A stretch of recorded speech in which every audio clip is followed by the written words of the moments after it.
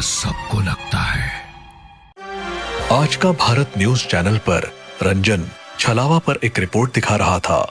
तभी संजय नाम के एक दूसरे एंकर ने वहां आकर वो शो बंद करवा दिया और फिर उनके बीच छलावे के होने और ना होने पर बहस छिड़ गई। तुम कहना क्या चाह रहे हो? छलावा मनगढ़ंत है? नहीं तो और क्या, किसी ने देखा है आज तक छलावे को? देखा है, मेरे गांव वालों ने देखा है। तुम्हारे गांव वाले तो जाहिल है। तूने लिमिट क्रॉस कर दी है संजय, अब मैं तुम्हें नहीं छोड़ूंगा। रंजन संजय को मारने आगे बढ़ा, पर तभी वहां चैनल का मालिक आ गया।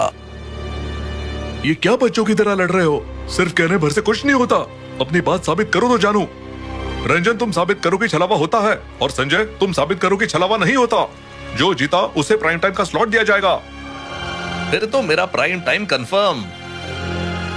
ज्यादा उड़ मत, चल मेरे गांव, चल तुझे दिखाता हूँ छलावा। हाँ चल रहा हूँ, तेरा उतरा हुआ मुंह देखने में मजा आएगा। रंजन और संजय अपनी अपनी टीम के साथ रंजन के गांव की ओर रवाना हुए। संजय के साथ प्रियल और जितेंद्र थे, जबकि रंजन के साथ रश्मि और हिमांशु। हाईवे तक का सफर मजाक और बहसों में बीता, लेकिन जैसे ही कच्चे रास्ते पर गाड़ी उतरी, माहौल बदलने लगा। चारों ओर सन्नाटा, बड़ी बड़ी पेड़ों की छाया और ठंडी हवा। तभी अचानक सफेद साड़ी में एक बूढ़ी औरत सड़क के बीचों बीच आई और गाड़ी के बोनेट पर कूद पड़ी। अरे ये क्या था? ये कौन है? गाड़ी रोको, गाड़ी रोको। अरे रुकने से अब कुछ नहीं होगा, छलावा तुम सबको नहीं छोड़ेगा। ये औरत कौन है? क्या कह रही है ये? कुछ नहीं, ये सब पागलपन है। बूढ़ी औरत बोनेट पर बैठी डरावनी हंसी हंस रही थी और लगातार डरावनी बातें कर रही थी। छलावा छलावा ऐसा छल करेगा कि तुम अपनी असलियत तक भूल जाओगे। सभी लोग सहम गए, लेकिन संजय अब भी नहीं डरा। उसने गाड़ी से उतरकर बूढ़ी औरत को हटाने की कोशिश की। हट यहाँ से, वरना पुलिस बुलाऊंगा। ये वही औरत है जिसके पति को छलावा ने मारा था, तब से ये पागल हो गई है। ये सब बकवास है, छलावा फलावा कुछ नहीं होता। संजय ने किसी की बात नहीं मानी और बूढ़ी औरत को जबरदस्ती हटाकर गाड़ी चलाने लगा। बूढ़ी औरत ने जाते जाते जोर से कहा, तुम सब बर्बाद हो जाओगे, वो किसी को नहीं छोड़ेगा। अरे बाप रे, क्या औरत थी ये? मेरी तो जान ही निकल गई थी। चिल, वो बस पागल थी और कुछ नहीं। गांव पहुंचने पर सबने लोगों से छलावे के बारे में पूछा। कुछ गांव वाले चुपचाप मुंह बनाते हुए निकल गए, कुछ डरकर भाग गए और कुछ बोले, तुम शहर वालों को क्या मजाक सूझ रहा है? छलावे का नाम मत लो, यहाँ उसका नाम लेना भी अपशकुन होता है। हमें मरना नहीं है भैया। उन लोगों ने कई लोगों से बात करी और तब आखिरकार एक बूढ़े आदमी ने बताया कि छलावा रात को शहर और गांव के बीच वाले जंगल में दिखाई देता है, पर वहां जाना मतलब मौत को बुलावा देना है। लेकिन हमें जाना होगा। जाना तो होगा, तुझे गलत जो साबित करना है तो तय रहा, आज रात वहीं चलते हैं। बूढ़े आदमी ने उन्हें कई बार चेतावनी दी, लेकिन वो नहीं माने। रात के घने अंधेरे में वो सभी उस जंगल की ओर बढ़े। घना जंगल सन्नाटे में डूबा हुआ था। जुगनुओं की हल्की रोशनी और सूखे पत्तियों की चरबराहट माहौल को और डरावना बना रही थी।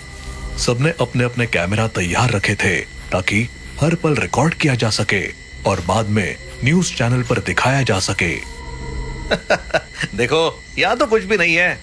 थोड़ा इंतजार करो, सब्र का फल मीठा होता है। लेकिन ये जगह कुछ अजीब सी लग रही है। हाँ, लगता है कुछ गड़बड़ है। तभी दूर से एक चीख सुनाई दी। सबके दिल की धड़कनें तेज हो गई। ये क्या था? ये कौन चिल्लाया? अचानक एक आदमी दौड़ता हुआ उनकी तरफ आया। उसकी हालत खस्ता थी, कपड़े फटे हुए थे और चेहरा खून से सना हुआ। मुझे छलावा ने पकड़ा था, जैसे तैसे जान बचाकर भागा हूँ। कोई छलावे से बच नहीं सकता, ये पक्का वही है। सब लोग पीछे हटो। Oh my God! तभी वो आदमी जोर से हंसने लगा। मैं ही छलावा हूँ और अब तुम्हारी मौत का समय आ गया है। देखा, ये है असली छलावा, भागो यहाँ से। संजय ने अपनी पैंट से पिस्तौल निकाली और उस आदमी पर तान दी। अगर तू छलावा है तो गोली से मरेगा नहीं, देखता हूँ। जैसे ही संजय ने ट्रिगर दबाने की कोशिश की, वो आदमी चीख पड़ा। अरे रुको, मैं छलावा नहीं हूँ। मुझे रंजन भैया ने कहा था ऐसा करने को। मेरा नाम मंगल है, मैं तो मामूली किसान हूँ। मंगल इतना कहकर भाग गया। ये देखकर संजय गुस्से से लाल हो गया। ये सब क्या है रंजन? तुम धोखा कर रहे हो? मैं अभी बॉस को फोन करता हूँ। मुझसे गलती हो गई, प्लीज बॉस को फोन मत करो। नहीं नहीं, बॉस को तो फोन करना ही पड़ेगा। संजय एक तरफ जाकर फोन करने लगा। कुछ देर बाद वो वापस आया। बॉस ने कहा है कि अगर ऐसा दोबारा हुआ तो प्राइम टाइम मुझे मिल जाएगा। अब चलो असली छलावा ढूंढते हैं। सभी लोग छलावे की तलाश में आगे बढ़े। खोजते खोजते वो अनजाने में अलग अलग हो गए। रश्मि एक झाड़ी के पास खड़ी थी और अपने कैमरा में देखकर बाल ठीक कर रही थी कि तभी उसे पीछे से किसी के आने की आहट सुनाई दी। उसने पलट कर देखा तो सामने एक अजीब सा आदमी खड़ा था, जिसके चेहरे पर बाल पड़े थे और उसकी आंखें लाल थी। कौन हो तुम? दूर रहो! रश्मि ने भागने की कोशिश की, लेकिन उस आदमी ने उसे पकड़ लिया। उसने अपने लंबे नाखून रश्मि के गले के आर पार कर दिए। रश्मि की चीख सुनकर बाकी सब वहां पहुंचे। रश्मि, ये क्या हुआ? देखा, छलावा ने रश्मि को मार दिया। रश्मि की लाश देखकर सब सन्न रह गए। ये छलावे का काम नहीं है, ये किसी जानवर का हमला है। गले पर निशान देखो। लेकिन रश्मि का कैमरा कहाँ है? अरे हाँ, उसका कैमरा तो गायब है। घने जंगल के बीच चारों तरफ डर और सन्नाटा पसरा हुआ था। रश्मि की मौत के बाद सबके दिमाग में केवल एक ही सवाल था कि क्या वो रश्मि की लाश लेकर लौट जाए या छलावा को ढूंढे। रश्मि चली गई, अब कुछ नहीं हो सकता। पहले छलावा को ढूंढो। हाँ, यही सही है। ठीक है, पर मुझे तो लग रहा है कि आज हम सब मरने वाले हैं। तुम मेरी साइड हो ना, तो ऐसी बातें क्यों कर रही हो? सामने किसी की लाश पड़ी हो तो और कैसी बातें होंगी। प्रियल ने अपने बैग से एक दुपट्टा निकाला और रश्मि की लाश को ढक दिया। सभी आगे बढ़ने लगे। तभी हिमांशु का फोन बजा। वो बात करते करते बहुत धीमा हो गया और बाकी सभी आगे निकल गए। हिमांशु फोन पर बात कर ही रहा था कि अचानक किसी ने उसके दोनों पैरों को जोर से पकड़ लिया। वो मुंह के बल जमीन पर गिर पड़ा। उसने जल्दी से उठकर पीछे देखा, लेकिन वहां कोई नहीं था। उसका दिल तेजी से धड़कने लगा। कौन है वहां? वो तेजी से आगे भागने लगा, लेकिन अचानक किसी ने उसे पीछे से धक्का दे दिया। वो फिर से गिर पड़ा। उसने चीखते हुए रंजन और संजय को पुकारा। रंजन, संजय, मेरी मदद करो। हिमांशु जैसे तैसे उठकर खड़ा हुआ तो उसने देखा कि वही अजीब आदमी जिसके चेहरे पर बाल पड़े थे उसके सामने खड़ा था। वो चपटा और हिमांशु को पकड़कर जमीन पर गिरा दिया। उसने हिमांशु का चेहरा नोचना शुरू कर दिया। हिमांशु की चीखों से जंगल गूंज उठा। बाकी सब उसकी चीखें सुनकर वहां पहुंचे, लेकिन उन्हें सिर्फ वहां हिमांशु की लाश मिली। उसका चेहरा इतना बिगड़ चुका था कि पहचानना मुश्किल था। ये क्या हो गया?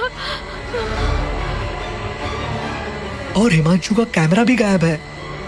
ऐसा लगता है छलावा हम में से ही कोई एक है।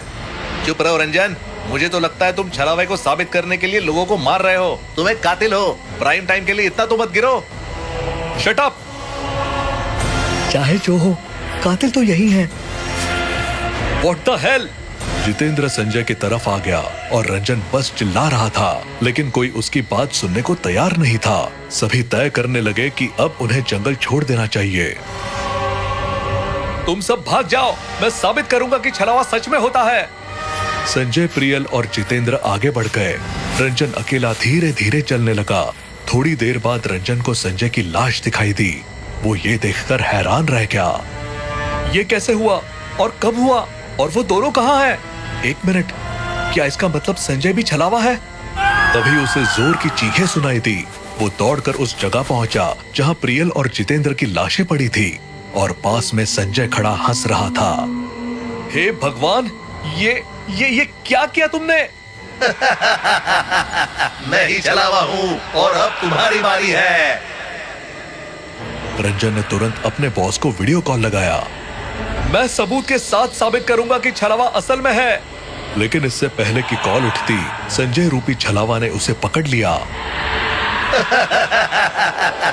जब ये संजय कॉल करने गया था, मैंने तभी इसको मार दिया था। अब तुम्हारी बारी है। प्लीज प्लीज प्लीज मुझे जाने दो, मुझे जाने दो। ये कहकर छलावा ने रंजन के दोनों हाथ पकड़ लिए। उसके हाथ से फोन छूटकर गिर पड़ा और तभी छलावा ने एक झटके में उसके हाथ तोड़ दिए और उसे मार दिया। तभी चैनल मालिक ने कॉल रिसीव कर लिया। छलावा ने फोन को जमीन से उठाया और चैनल मालिक से बोला, छलावा होता है, सबको बता दो।